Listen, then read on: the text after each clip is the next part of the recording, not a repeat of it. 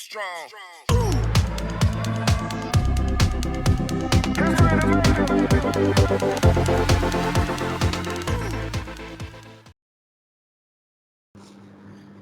we are going to start the remaining lecture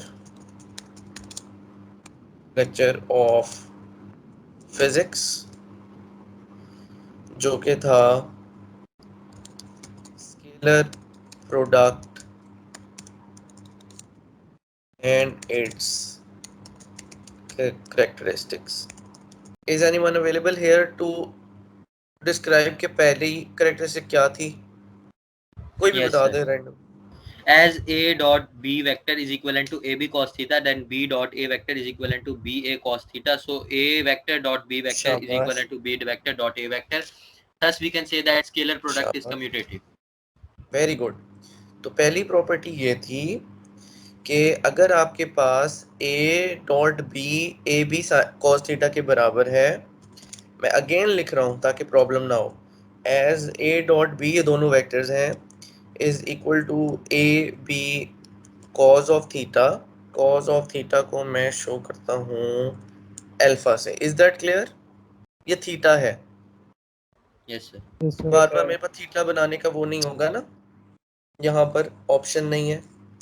so I will make alpha. ठीक है. So this is a dot b is equal to ab cos of theta, and similarly b dot a is equal to ba cos of theta. Thus a dot b is equal to b dot a, and it is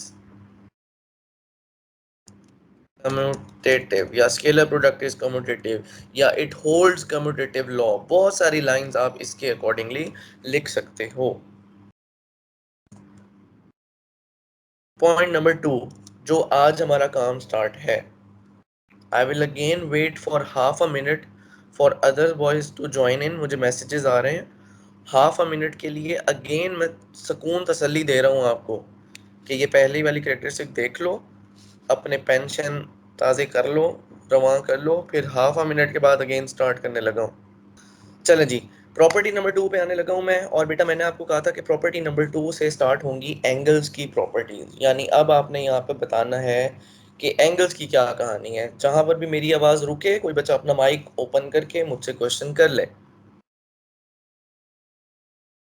first year में यहाँ पे मैं side पे आपको बता रहा हूँ कि इन फर्स्ट ईयर या in second year you have to check these certain angles, certain important angles. कौन कौन से होंगे भाई? 0 डिग्री, दूसरा कौन सा होगा 90 डिग्री, और तीसरा कौन सा होगा 180 degrees. Is that clear? Yes sir. 0 degree हो गया भाई. ये 90 के ऊपर मैं डिग्री का निशान डाल देता हूँ, 90 डिग्री. और ये 180 के ऊपर भी मैं निशान डाल देता हूँ, 180 डिग्रीज. भाई वेक्टर आपस में 0 डिग्री के हो सकते हैं, 90 के हो सकते हैं, 180 का. अगर 0 डिग्री के होंगे तो उन्हें क्या बोलते हैं कि वो वेक्टर्स आपस में कैसे होंगे? वो होंगे पैरेलल. अगर 90 पे एंगल होगा तो वो आपस में क्या होंगे? परपेंडिकुलर. और अगर 180 पे उनका एंगल होगा तो आपस में वो क्या होंगे? Anti parallel. अब ये 3 चीजें आपने नहीं भूलनी. ये जस्ट याद रखने के लिए साइड इंफॉर्मेशन, साइड वाला block. Two vectors are parallel. अगर दो वेक्टर पैरेलल हैं, that is i dot e, they have 0 degrees. आप जीरो के ऊपर एक और छोटा जीरो भी लगा सकते हो, वो भी 0 डिग्री को शो कर रहा होता है. They have 0 degrees between them. So their dot product is, उनका डॉट प्रोडक्ट कुछ ऐसे होगा, a dot B is equal to A B cos of, कितना एंगल पुट करूं? 0 थीटा। Degree 0 degree sir. हाँ थीटा तो है ही, 0 लेकिन अब वो थीटा भी 0 जीरो डिग्री। डिग्री है, 0 तो यहाँ पे मैं 0 डिग्री मैंने पुट कर लिया, तो कॉज ऑफ 0 कितना होता है भाई? 1। शाबाश। तो यहाँ पे हम 1 लिखेंगे, तो ये हो जाएगा ए डॉट बी। आप लोग कहते हैं समझ नहीं आ रही, लेक्चर नहीं हो रहा, अच्छा भला तो जा रहे हैं आप लोग। कॉज ऑफ, ये आ गया जी 1, ड्रामे करते हैं। और ये मतलब इसका पूरा आंसर जो है ना वो 1 के बराबर है, कॉज ऑफ 0 इज बेसिकली 1, तो 1 multiply by a b gives you answer a B.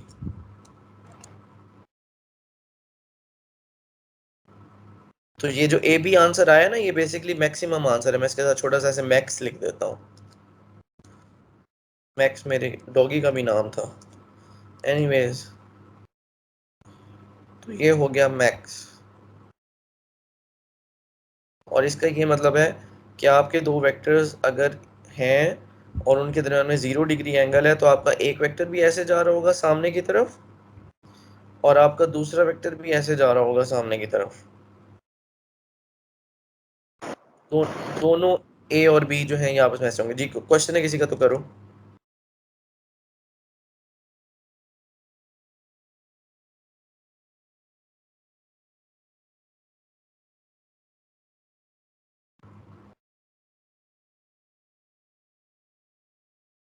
हाँ जी, is that clear this property? Yes sir. Yes Yes. Sir. अब अभी इसी प्रॉपर्टी, हर प्रॉपर्टी का हमने जनरल बताना है, फिर हर प्रॉपर्टी का हमने यूनिट वेक्टर्स वाला भी हिस्सा बताना है। अब वो कहता है इन केस ऑफ, ये सेकंड प्रॉपर्टी का ही हिस्सा है जो मैं आगे लिख रहा हूँ। इन केस ऑफ, कलर चेंज कर लूँ जरा मैं, इन केस ऑफ यूनिट वेक्टर्स, अगर यूनिट वेक्टर्स आपस में आते हैं, तो भाई यूनिट वेक्टर्स कैसे होते हैं मैं आपको ये सामने ज़रा बता देता हूँ। कि हमारे पास ये आपने डायग्राम बनानी है यूनिट वेक्टर्स की, कि ऐसे ऐसे है एक्सटेंशन काम नहीं कर रहा। मैं ज़रा माइक ऑफ करूँ इसका, 854 का। 854 साहब, मैंने आपका माइक ऑफ कर दिया है, लेक्चर लेना तो लो, वरना फिर इसको लीव कर दें, बाकी बच्चों का टाइम बड़ा इंपॉर्टेंट है। अच्छा, अब बेटा ये x की डायरेक्शन में आपके पास जो यूनिट वेक्टर होता है इसको हम कहते हैं i यूनिट वेक्टर, y की डायरेक्शन में जो होता है इसको हम कहते हैं j यूनिट वेक्टर, z की डायरेक्शन में जो होता है इसको हम कहते हैं k यूनिट वेक्टर। इनके ऊपर कैप्स भी होती हैं, ठीक है, इसके ऊपर कैप आ गई, ठीक है ना। ज़रा इसमें टाइपिंग में थोड़ा सा टाइम लगता है, लेकिन ऐसा नहीं है कि नहीं है, हम कर पा रहे। और ये के ऊपर भी ये यूनिट वेक्टर लगा दो। अब मुझे बताएं, अगर आई के साथ अगेन एक आई वेक्टर आ जाए, आई की डायरेक्शन तो एक्स की तरफ है ना, और एक और आई वेक्टर आ जाए, वो उसके साथ मल्टीप्लाई हो जाए, या जे के साथ जे मल्टीप्लाई हो जाए, या के साथ के मल्टीप्लाई हो जाए, तो इन तीनों का आपस में क्या एंगल होगा?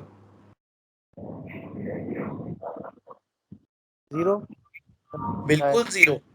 तो अगर इनका 0 एंगल होगा तो इनका आंसर क्या आएगा? ए बी वाला आपका answer 1।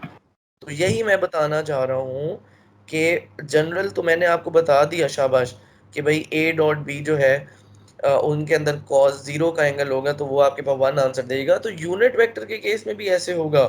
In case of unit vector, अगर आई के साथ आई डॉट हो जाता है, या फिर जे के साथ जे डॉट का प्रोडक्ट हो जाता है, और के के साथ के का प्रोडक्ट हो जाता है, और चूंकि आई जो है वो एक्स की डायरेक्शन में है, एक और आई भी एक्स की डायरेक्शन में होगा, इनके बीच का आपस का एंगल 0 होगा, तो आप ऐसे लिखेंगे आई आई कॉज ऑफ 0 ऊपर वाले फॉर्मूले को देखते हुए। तो अल्टीमेटली इन तमाम का आंसर 1 आना है। ये हमें ऊपर वाली इस पूरी चीज से पता लग गया, ठीक है ना। ये हमें पूरी इस वाले चीज से पता लग गया कि इनका आंसर भी 1 ही आना है। मैं रैंडमली अपने हाथ से भी लिख के बताता हूँ कि अगर आई डॉट आई होगा तो इसका ये मतलब होता है कि ये है आई आई कॉज ऑफ 0, तो कॉज ऑफ 0 1 हो जाएगा, और i की वैल्यू 1, दोबारा i की वैल्यू 1, तो 1 multiply by 1 multiply by 1 give you answer 1,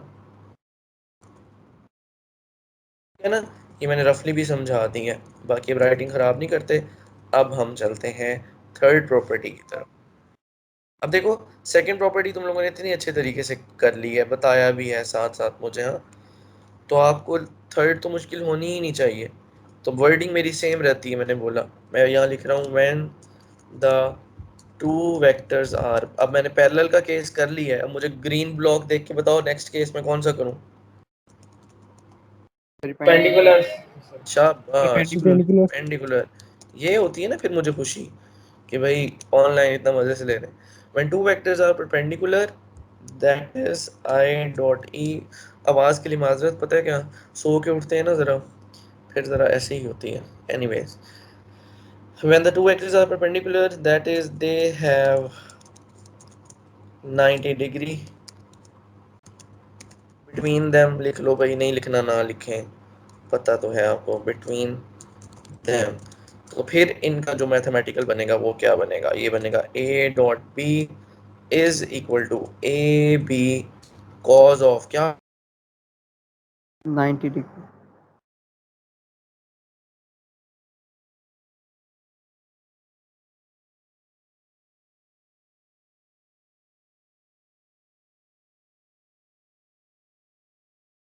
sir आपकी आवाज नहीं आ रही। सर कनेक्ट चला गया होगा, सर का सर आवाज नहीं आ रही। इंटरनेट इशू हो गया भाई, वो देखें। सबर कर लो भाई।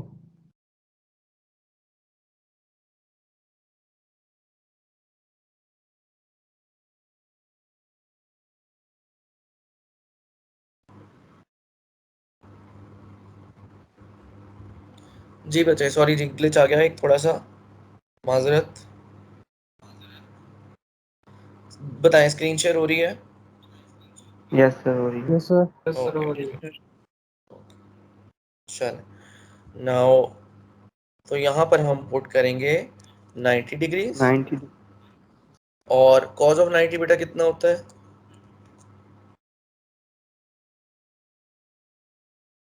कैलकुलेटर पे आप करोगे ना तो cos ऑफ 90 आएगा 0। 0 आ रहा है। ये पूरा आंसर आपके पास क्या हो जाएगा, 0। और 0 को हम लिखते हैं जिस तरह ए बी को हमने मैक्स लिखा था, तो 0 को हम लिखते हैं मिनिमम। ये कम आंसर है आपके पास। और इसका ये मतलब है कि दो वेक्टर्स आपके पास कुछ ऐसे होंगे, एक वेक्टर आपके पास कुछ ऊपर की डायरेक्शन में होगा, that will be something like this, ये ए वेक्टर है, और दूसरा हम यहाँ पे बना लेते हैं बी वेक्टर जो कि इस डायरेक्शन में होगा, and they have 90 degree between them. अब ज़रा आप यूनिट वेक्टर के केस में बताएं कि कौन से ऐसे वेक्टर्स हैं जिनके दरमियान में 90 डिग्री का एंगल है। क्या आई के साथ आई का 90 डिग्री का है? I J sir, I J. Yes sir. I J हाँ शाबाश, आई तो आई एंड जे। आई जे, जे और के और आई, आई ये यस तमाम सर। आपस में 90 डिग्रीज हैं। तो मैं यहाँ पे ऐसे लिख सकता हूँ, इन केस ऑफ यूनिट वेक्टर्स, अगर आई के साथ जे का डॉट प्रोडक्ट होगा, या जे के साथ के का डॉट प्रोडक्ट होगा, या फिर के साथ आई का डॉट प्रोडक्ट होगा, तो ये आपस में तीनों जो है वो 90 डिग्री पे हैं। ये ऑब्वियस सी बात है, तो उनका आंसर आपको 0 मिलेगा। That gives you a 0 answer. Third property is clear. तो ये मिनिमम यस होंगे। सर। हाँ मिनिमम होंगे, ऊपर मैंने लिखा है, ये देखो मिनिमम होंगे। ये मैं पेज भेज दूंगा, डोंट वरी। साथ साथ नोट करें तो बहुत अच्छी बात है। अच्छा, फोर्थ नंबर पे अब 0 हो गया यानी पैरेलल हो गया, परपेंडिकुलर हो गया, अब एंटी पैरेलल रह गया। When two vectors are anti parallel, किसी के घर कोई छान टुकर वाला आ गया। When two vectors are anti parallel that is they have 180 degrees so इनका क्या हो जाएगा, ये हो जाएगा A dot B is equal to A B cos of 180, यहाँ पे मैं 180 पुट करूंगा, जाहिर सी बात है। अब मुझे बताएं कॉज ऑफ 180 कितना होता है,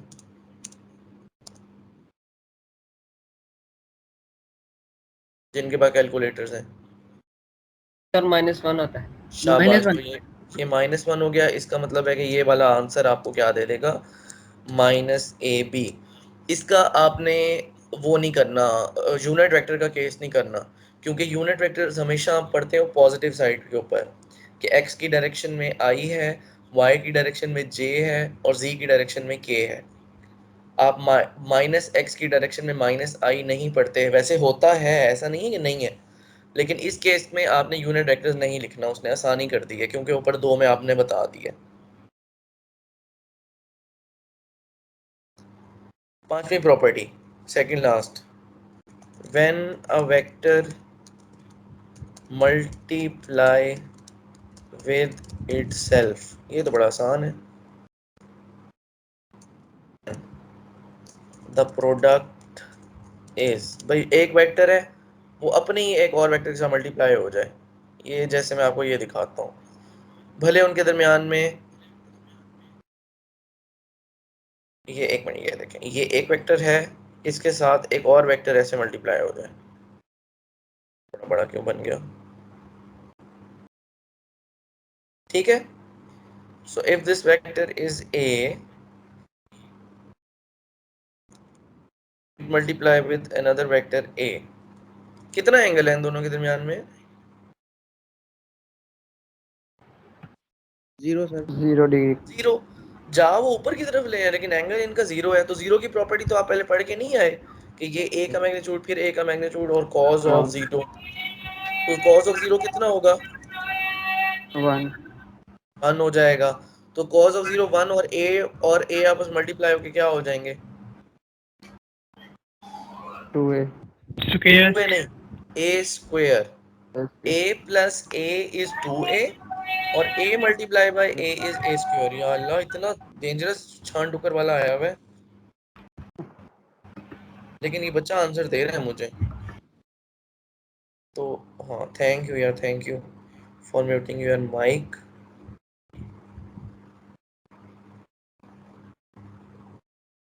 बड़ा कोई डेंजरस ये वो वाला है भाई, बेचने वाला। तो ये हो गई पांचवी प्रॉपर्टी, और अब हम करेंगे आखिरी प्रॉपर्टी।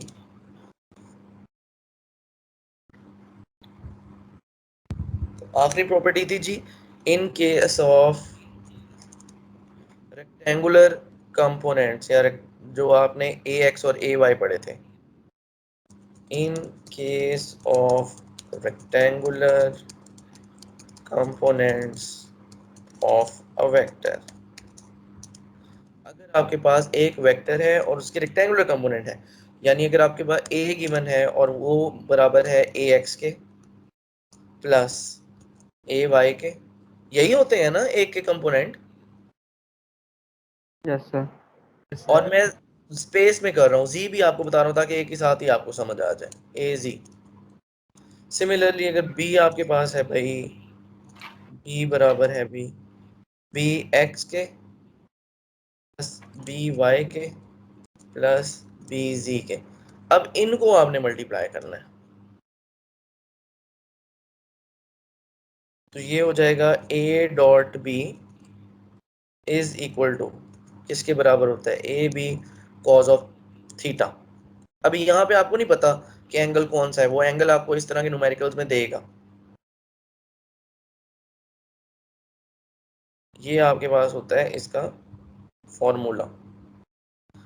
तो बेटा वैल्यू कहाँ पुट करूं, ये ए की वैल्यू पुट होगी इस जगह पे,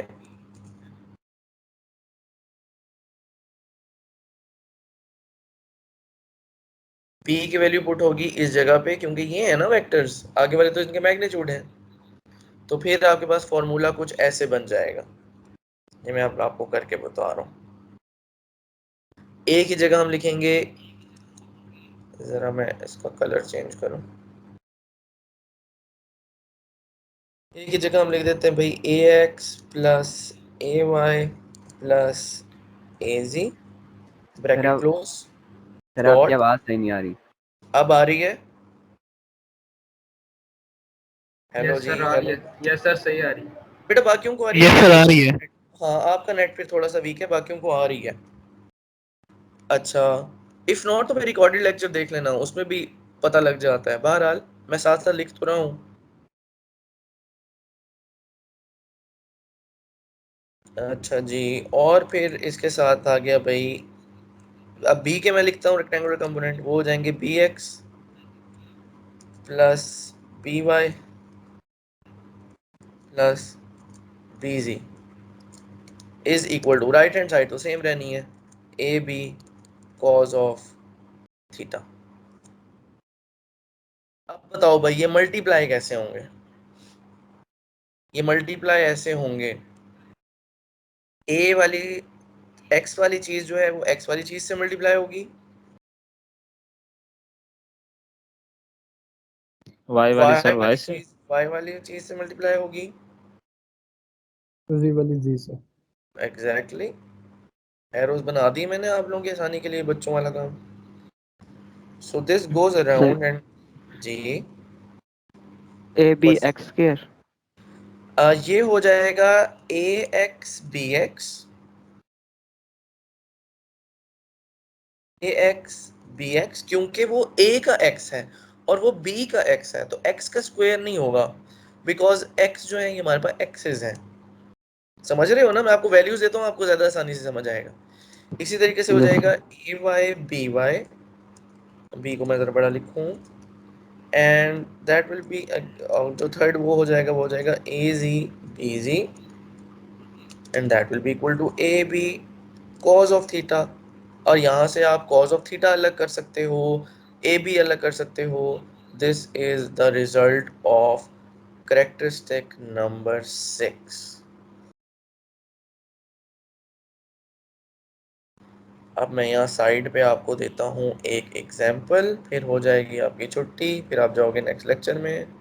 लेकिन अभी लीव नहीं करना, क्योंकि मैंने अभी अटेंडेंस सेव करनी है। So let me save the attendance because I have maximum boys today and I am very happy कि आप लोगों ने लेक्चर ज्वाइन किया है, क्योंकि आप कोचिंग के होके अगर इतना सीरियसली क्लास शो कर रही है, और ये बाकी मेरी उसमें नहीं है इतनी, यूँ ना एक मेरी क्लास ऐसे नॉन सीरियस है, लेकिन यू आर सीरियस भाई, गुड। एनीवेज, अब मैं आपको देता हूँ जी एक एग्जांपल, इससे आपको ज़रा अच्छे तरीके से समझ आए। एक वेक्टर है मेरे पास a, और ये है 3i cap obviously plus 3j plus 4k के, और मेरे पास b वेक्टर है जी 2i plus j plus 3k कर लें चलें,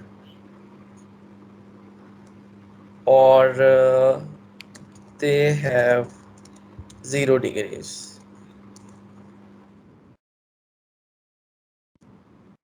तो आपने मुझे इनका प्रोडक्ट बताना है, बता सकते हैं? No sir. Sir three no I sir, two I. बड़ा इजी है भाई। नो सर थ्री कहने आई से टू पहले इनको प्रोडक्ट तो निकाल सकते हैं। सर थीटा 1 हो जाएगा, बाकी आई आई से जे जे से और के से मल्टीप्लाई हो जाएगा।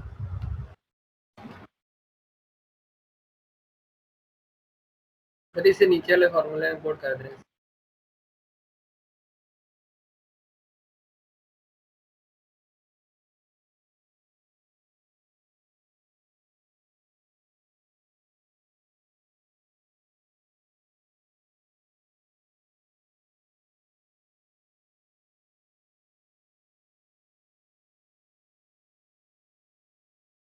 सर की आवाज आ रही है किसी को? नहीं, ग्लिच हो गया सर।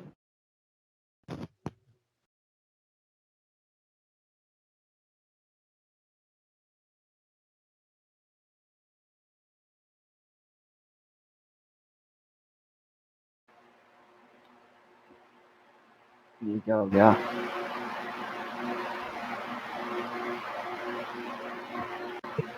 है ना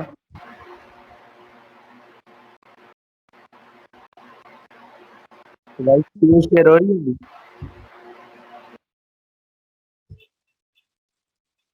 स्क्रीन शेयर नहीं हो रही सर की स्क्रीन शेयर नहीं हो रही सर लगता है लीव करके जी जी बताएं। नहीं मैं लीव नहीं किया बेटा, मैंने लीव नहीं किया। बताएं आप अपने अब क्वेश्चन बताएं मुझे। सर वो स्क्रीन शो एग्जांपल करा रहे थे मैं स्क्रीन शो करता हूँ अगेन। मैं अगेन स्क्रीन शो करता हूँ आपको, जस्ट अ मिनट। यहाँ से ग्लिच आता है थोड़ा सा। आपकी आवाज रिपीट हो रही है।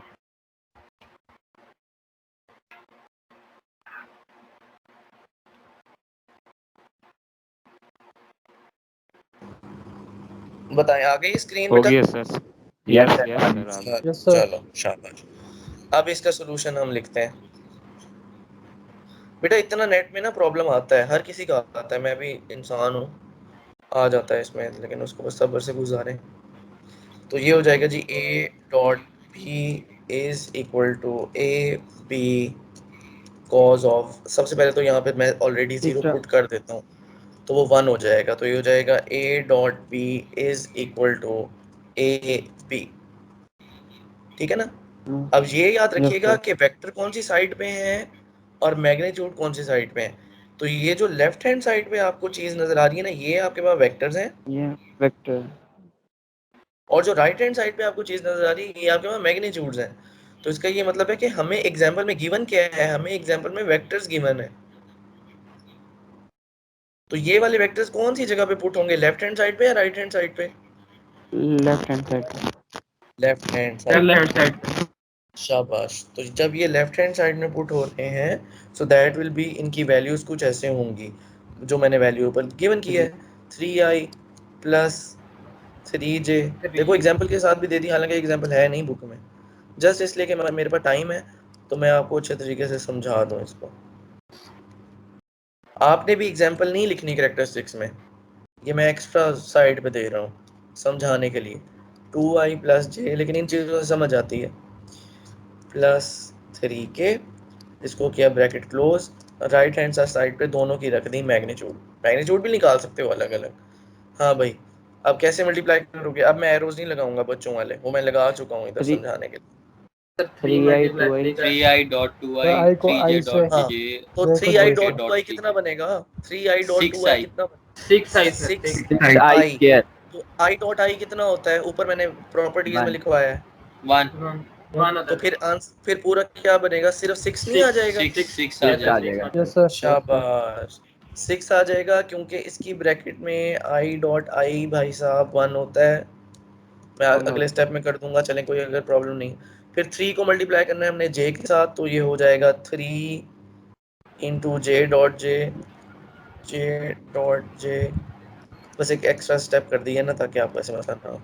और फिर 4 को 3 के साथ मल्टीप्लाई करना है, तो 4 3 जार हो जाएगा जी भाई 12, 12 पर और ब्रैकेट में आ जाएगा के जी डॉट के के डॉट के। ये के और राइट हैंड साइड पे तो ए और बी वैसे का वैसे खड़ा हुआ है, तो ये 6 आ जाएगा, और ब्रैकेट में आई डॉट आई 1 आ जाएगा।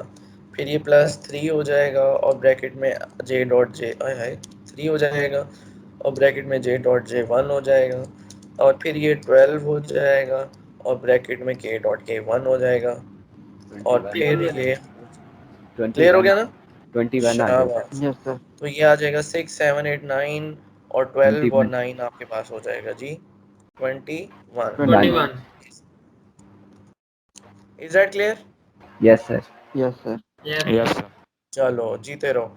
अब इस तरह करते हैं, मैं ज़रा अटेंडेंस आपकी सेव कर लूँ, और जब तक अटेंडेंस सेव करता हूँ ना, एक क्वेश्चन यहाँ पे लिखता हूँ एक्स्ट्रा, ये पिंक कलर के डब्बे में।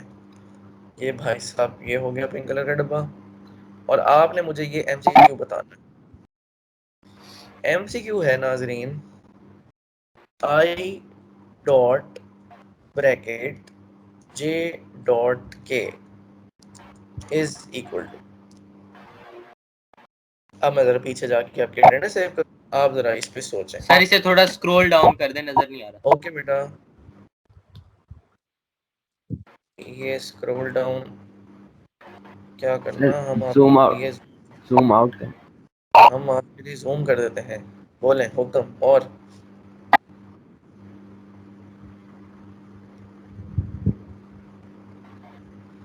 जी भाई, अटेंडेंस मैं ज़रा सेव करूं। आखिरी 4 मिनट में आप इसका आंसर दें। आई आई आएगा।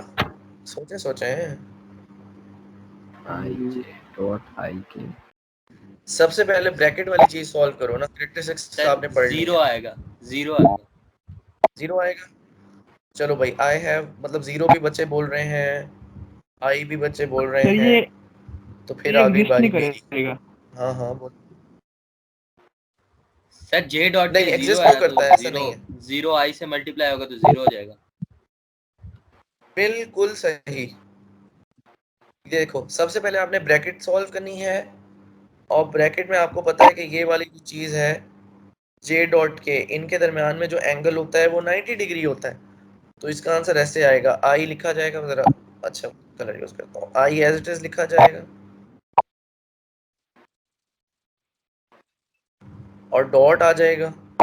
और जे डॉट के आपके पास होता है भाई जीरो, क्योंकि उनका जीरो। दरमियान में आपस में आंसर जीरो है, 90 डिग्री का एंगल यस है। सर। और I multiply by zero is zero.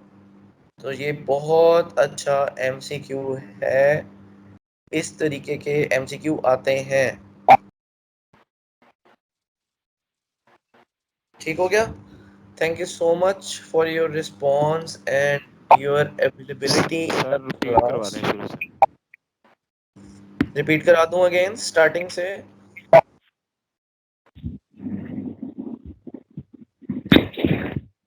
चलें, आप मैं आपका माइक ऑफ कर दूं। ये मैंने आपका माइक ऑफ किया है बेटा, काइंडली बुरा न मनाइएगा। तो रिपीट इसका ये है कि आज हम लोगों ने करेक्टरिस्टिक्स करनी थी, और मेरे पास एक बच्चे ने अभी ज्वाइन किया है। Who is that boy? 19 हो गए। 20 हो गए हैं।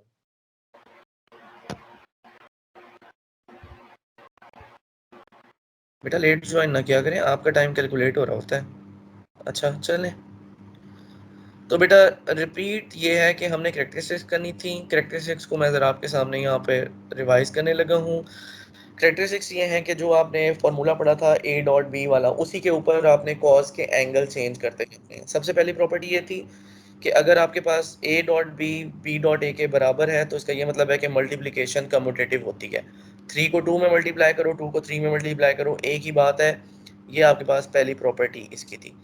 दूसरी प्रॉपर्टी पे हमने ये पैरेलल एंगल चेक करना था। तो जब जीरो होता है तो cos जीरो आप कैलकुलेटर से करोगे, वो आपको 1 देता है। इसका मतलब है जितने भी वेक्टर्स आपस में पैरेलल हैं, जिस तरह आई डॉट आई आपस में पैरेलल है, जे डॉट जे पैरेलल है, के डॉट के पैरेलल है, इन तमाम के आंसर आपके पास 1 आएंगे, मैक्सिमम आंसर आएंगे। When we go and check the perpendicular thing, जब इनका एंगल आपस में 90 डिग्री होता है, तो cos को 90 पे चेक करो कैलकुलेटर में, तो वो आपके पास जीरो आंसर देगा। इसी तरीके से जो यूनिट वेक्टर होते हैं उनमें आई डॉट जे, यानी आई और जे के दरमियान का एंगल 90 डिग्री है, तो वो आपको जीरो आंसर देगा।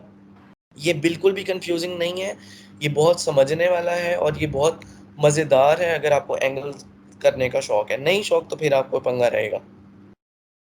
फिर हमने एंटी पैरेलल का देखा, और आखिर में हमने सेल्फ प्रोडक्ट देखा, और फिर हम लोगों ने रेक्टेंगुलर कंपोनेंट्स भी देखा।